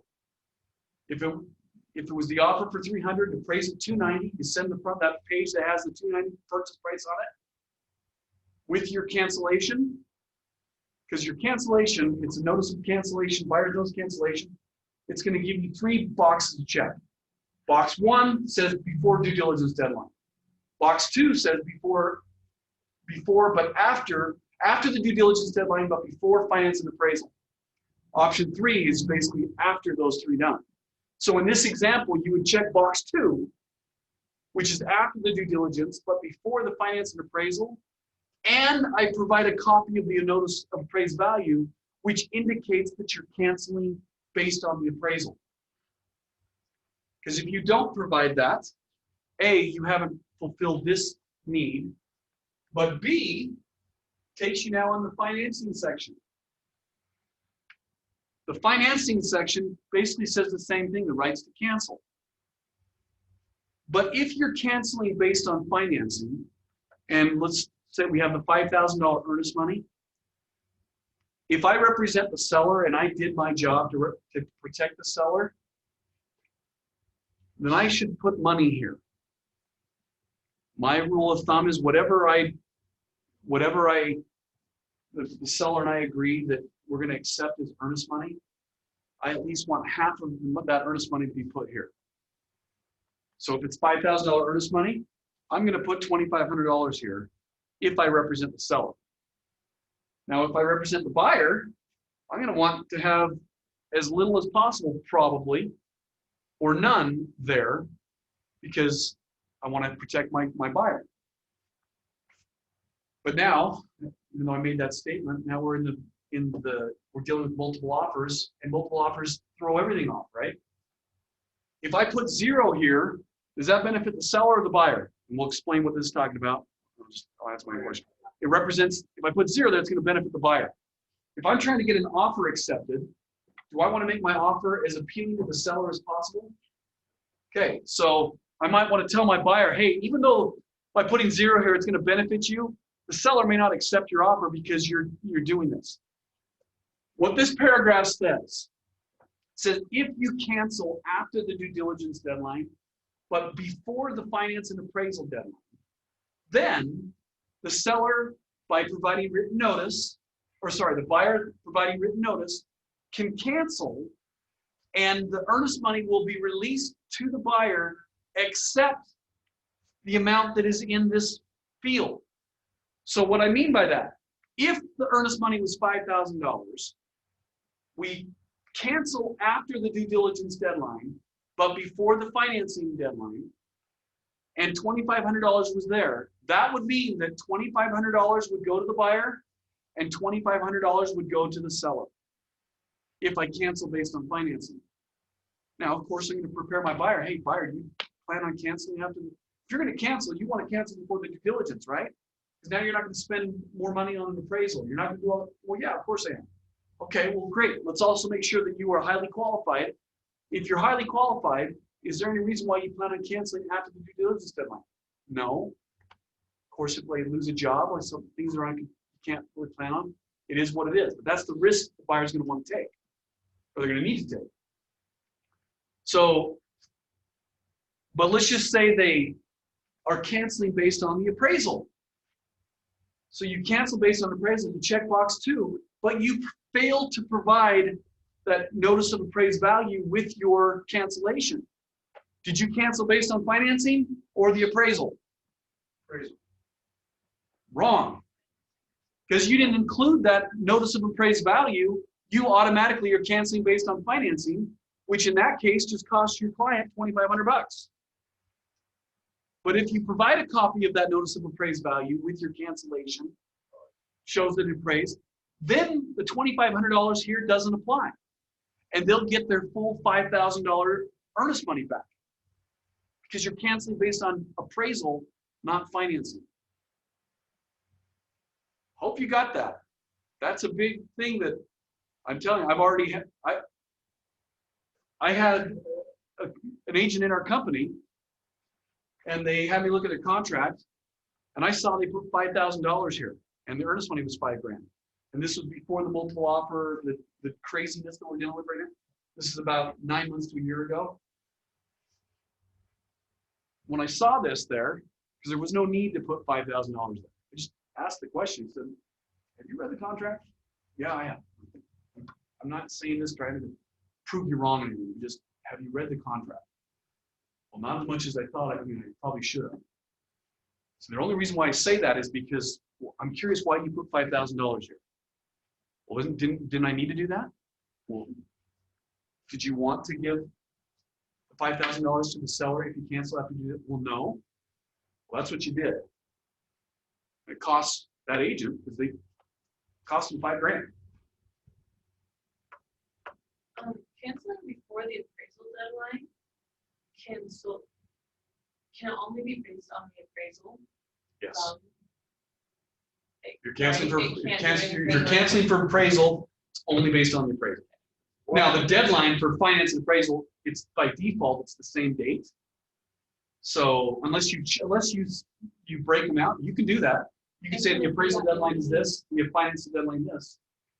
Can it be for any, like, say the appraisal comes back right at the same thing, but they decide to cancel anyway? No, because the appraisal, it says if, It it has to be below the value. Okay, that's what What if it was stipulated, like you need a certain report to get the loan? Would that be financing, not the appraisal, right? Like for that home I had, it was a manufactured home. We need a certain report. That one would be financing because the lender's not going to approve the loan unless they receive that particular report. Yeah. So if after completion of the appraisal by a licensed appraiser, buyer receives written notice from the lender or the appraisal that the property has appraised for less than the purchase price. That's why it's there. Okay? Just for time, that's why I've got to just blow through this. Important area. Section 10.2, which I talked about. This is where it says the home is being sold in as-is condition. Okay? It is, but that doesn't mean that the seller or the buyer can't ask the seller to fix something. The difference is the seller is just not obligated to fix it. Okay? If it's a furnace, if the seller's not going to sell the home unless they repair the furnace, it's reasonable that the buyer's going to ask to have it done, and pretty reasonable that the seller should want to get it done. But one other piece that's important, you know how I said back in the seller disclosure portion, if they didn't want to add the CC&Rs, and they agree CC&Rs will not be included in the transaction, it still obligates the seller to disclose any material fact that they know about the property that's something wrong. So for example, if this was the living room of my house, and let's just say behind this screen, or let's just say this is a big picture. I have a big picture up on this wall, and behind this big picture, all right, so I'll give you an actual. I won't create an example. I'll give you an actual example. We represented a buyer in a transaction where in the garage, and all the cars are also parked there, but in the garage, there was a wood board down on the garage, used to catch all the oil drip so it doesn't drip on the concrete. Okay. So funds and records, and the new buyer doesn't want that concrete or that board there, or they were going to epoxy the floor or whatever it was, so they remove it. There is a big, huge gaping hole in the concrete. Massive gaping hole in the concrete. Okay? It says, there's the property buyer. Seller acknowledges agrees to the reference specific condition, agrees to disclose in writing to the buyer defects in the property known to the seller that material affect the value of the property that cannot be discovered by reasonable inspection by a prudent buyer.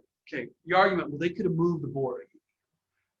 That's not something you typically move. That's why I use the example of a picture. Is an inspector to go and take all pictures off of walls, so we just say behind this big wall, there's a big gaping hole. And a picture is there covered up. Or a big hole in the carpet and a rug is put over the carpet. Well, inspector is not going to be lifting up every rug, pulling everything off of this. And the seller knows there's a big hole there. They need to disclose that. Versus, if this is the big room and there's a big hole in the wall and there's no picture covering this up, is it reasonable to say that I didn't disclose the hole in the wall because the hell did you not see it? It's right there. I mean, that would be a totally different scenario if they didn't disclose that. And here are the pictures on the MLS that show the big hole in the wall. I mean, it's there. I don't need to disclose that. Now, is it safer to disclose it to avoid the potential litigation? Sure, because anybody can always sue. Whether they're going to win is another issue. But that would, in my opinion, they're not going to win that one. But if a painting's over it, they're going to win that. So The seller is still obligated to disclose material fact about the property, even though it may be in the seller's disclosures, they're not going to do it. Okay? Okay, section 16, default. These two are the same scenarios but it just says if the buyer's in default or if the seller's in default. The remedy is just in reverse order. There's 3 remedies that either side has. If the buyer is in default, then the seller will be able to A, receive the earnest money as liquidated damages. So the $5,000 that we're holding, if the buyer's in default, that $5,000 is going to be written to the seller. Option B is the seller could choose to go to court and force the contract. So they get the court to force the buyer to buy the house. Okay, if they lost their job, it's not going to happen. There's another part of the contract that I won't go there, but you get the point. Option C, let's say that the buyer has incurred, I see this very often. People are writing $500 earnest monies, $1,000 earnest money, which is nothing. Nothing. And the defaulting party, if a buyer, say a seller's in default, the buyer spent $500 on the appraisal and $600 on inspection, and there's only $750 earnest money. Well, the buyer has spent more money in the cost just to try to see if they want the home than their earnest money is going to get there to protect them.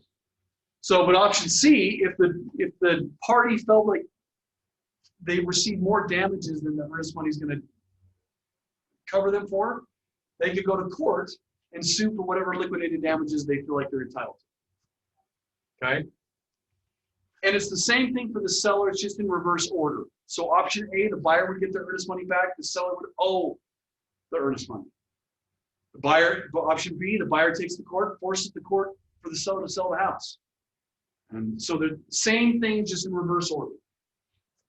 Make sense? We already talked about notices. We're wrapping up real quick here. 21, time is of the essence. So we're dealing with contracts, we're dealing with deadlines. All deadlines are pertinent. Unless you identify a different timeline, the default for the timeline of this contract is 5 p.m. Mountain Standard Time. So as we're going to talk about in section 24, if I put a date here, I have no idea what's today's date? 25th. So seller disclosure deadline I put for the 28th.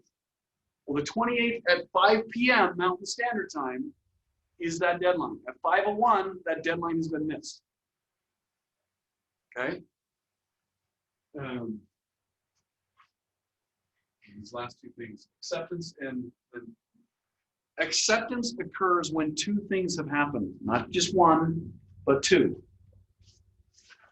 Acceptance occurs only when all of the following have occurred. Seller or buyer has signed the offer or counteroffer where noted to be indicated.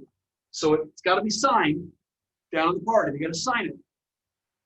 And, not or, and seller, buyer, or their agent has communicated to the other party the offer was accepted. Doesn't need to be received. So if my client signs that they have accepted it, and now I send a text, I send an email, voicemail, or whatever it is, now it's been communicated that we've accepted the offer. You are officially under contract. So you got to be careful, because one thing that happened, which would be this particular broker got in trouble for it, had a transaction where the agent told me that I even had it in writing, hey, we've accepted your offer. Great. I'm not home, I'll send it to you when I get home. Well, then I don't get it that evening. The next day, I still won't have it. And by 10, 11, 12 o'clock, but doing this a long time, that's usually not a good sign. And sure enough, the agent responds back like at 1 or 2 o'clock after me attempting to get a hold of him, saying, you know what, we ended up receiving another offer, so my client's now accepting multiple offers. Like, yeah, that's not what you said. You made it very clear. You accepted our offer. So you either lied and misrepresented that you accepted our offer when you didn't, or you did accept the contract And then the client is trying to back out of what they did. Turns out that the agent misrepresented. Their client never signed the document. So what ended up happening? Now my client wanted to pursue it, and then eventually they decided to drop it. But fortunately, their broker realized that what they did, because of the response that the broker took, my client was okay, and he just decided to drop it. But otherwise, I bet he would have been written up to the division. He could have gotten a penalty, a fine from it, and I bet you my client could have asked for damages, and this agent probably would have to pay it. So, but okay, deadlines. There is no standard deadline you have to use for anything. It's all negotiable. But typically, what I will see here is 3 to 5 days after you believe when it will be acceptable. It'll be an actual date that you put in there, or 3 to 5 days.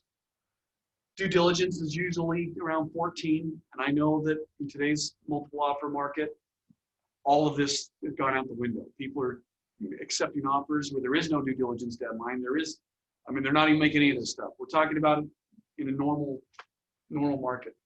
Usually 14 here. This financing, the appraisal deadline, usually 21 to 24, and normal, it's about 30. So I'll end with this last piece, is settlement deadlines. If you represent a seller and you get an offer that they're going to try to get financing, they say, oh, we can get this deal done in 3 weeks. I call BS. A lender is not getting done in that amount of time because they're waiting on unless the appraisal is done right out of the gate. Good luck. It's just, they're backed up on these appraisals. It's taking longer. So, and I've had these conversations with a couple of listing agents with that same buyer I've been referencing. They're wanting shorter deadlines. They said, look, I can tell you that, hey, we'll do our best to close in 3 weeks. Just as I'm assuming that other people are as well. Unless you got a transaction, a cash transaction, it's not going to happen. This is the difference. I'm the one who's telling you up front that it's not going to happen. My client doesn't have to sell. If they can close in 3 weeks, they will close in 3 weeks. But what's probably going to happen is someone going to say they can close in 3 weeks and then ask for an extension. I'm telling you right now, more than likely, it's going to probably take 35 days at the best. But if we can do it earlier, that's what we want to do. What do you want to hear? You want me to write 21 days and ask for an extension? Or do you want actually the truth to know what your seller can expect? Be upfront with them, because there's too many agents that are there. Oh yeah, we can do it in 3 weeks. No problem. I've got the pre-approval letter. Okay. And then sure enough, they're asking for an extension, and the extension isn't just for 1 or 2 days. It's for 15 days. Or they ask for 2 or 3 different extensions because they think that they only need 1 or 2 more days. And now the client's getting pissed off. Happened again. Happened one of our own agents where they did exactly that. Well, the lender told me they only need 1 or 2 more days. It's been 23 days, and now they're asking for 1. I said, I'll tell you right now, I guarantee this is going to take 32 days at minimum. I think it's like 33. So just prepare our clients so they're not so. That's part of our job. Is we don't want to be fire starters. We want to be firefighters. And there's ways to prevent fires. There's ways to prepare when we're in a fire. How do we handle it? Do we cause the fire to go up even more? Or are we actually putting the fire out? Okay, I know this is a lot of information. We're out of time, and I just realized that. Go Red Sox. There's your keyword that you need to punch in for everyone on there. Say, go Red Sox. So, yes. All right, thanks, guys. And if you have any questions? My last question is that the settlement deadline there is not technically closing. So, settlement deadline could be, say, the 25th today, but closing is not.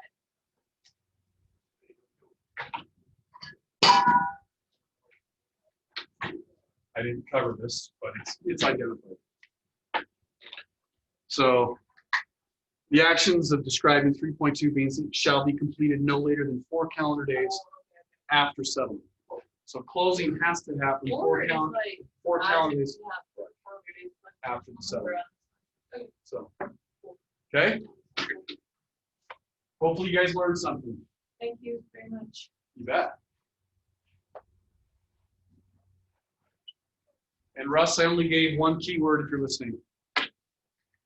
Go Red Sox. Thanks again. Thank you.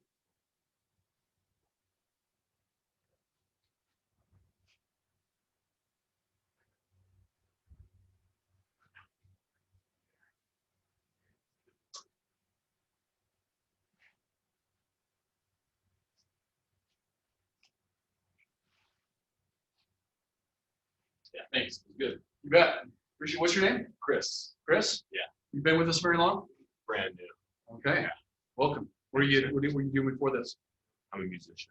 Oh, really? Yeah, so playing a ton. And then Doing this my last gig was because of COVID? March 6th in St. Louis playing.